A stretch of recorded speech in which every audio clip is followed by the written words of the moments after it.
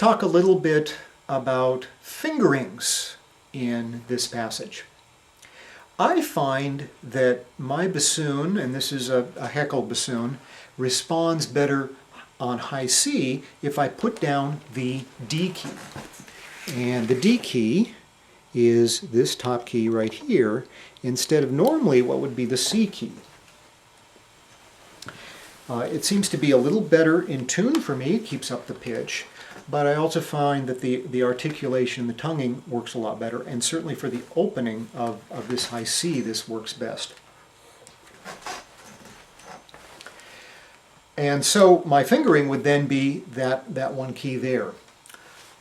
In terms of the rest of the first passage, pretty much the fingerings are all standard. High D, I do use a half hole here instead of all the way open. I find that's a little better in tune. It's not quite as sharp and gives me the articulation that I need there, the response that I need. The second passage at number 12, for the grace note fingering there, I don't use the full B flat going to C and back. That would be a little clumsy. So instead, I finger a B flat and I trill just this one finger here. Now it would be better in tune if I could trill this finger as well so that they both went together like that.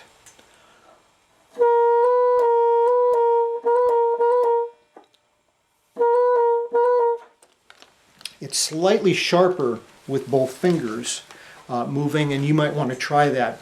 I've found though that I just don't have confidence in trilling both those fingers together, particularly in the second and third measures where you've got to quickly fit that trill into eighth notes as well as the quintuplet there.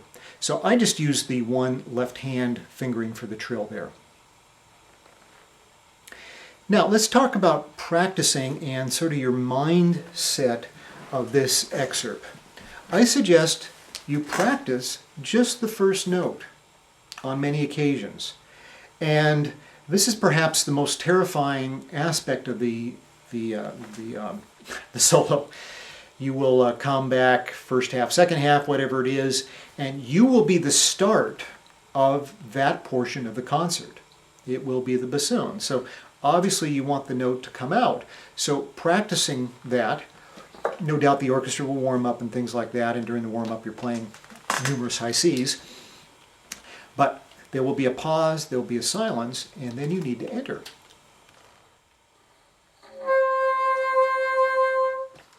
So practicing that attack, finding each read is going to be a little bit different, so you've got to memorize that attack.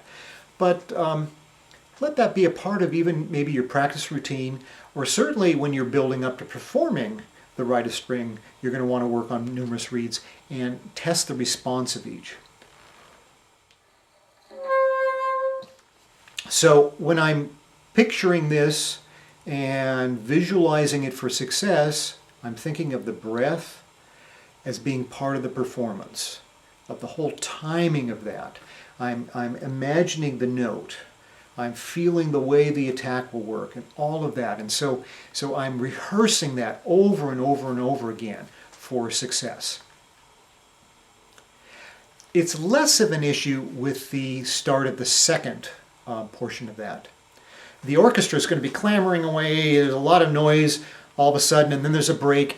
And then as a bassoon, you're all by yourself there on the C flat, and it says come sopra, which means bring it out, meaning louder. So in this one, it's not an issue of the attack. In fact, you should be playing this a little bit louder. Particularly since the audience's ears would have been ringing with the sound of the full orchestra at this point. So do bring that out. But the first attack is a little bit more difficult. You have to think of that. Speaking of the second portion, the second portion of this solo, this is at number 12 and going, there appears to be a misprint in the part. The A flat is slurred to an F at the end.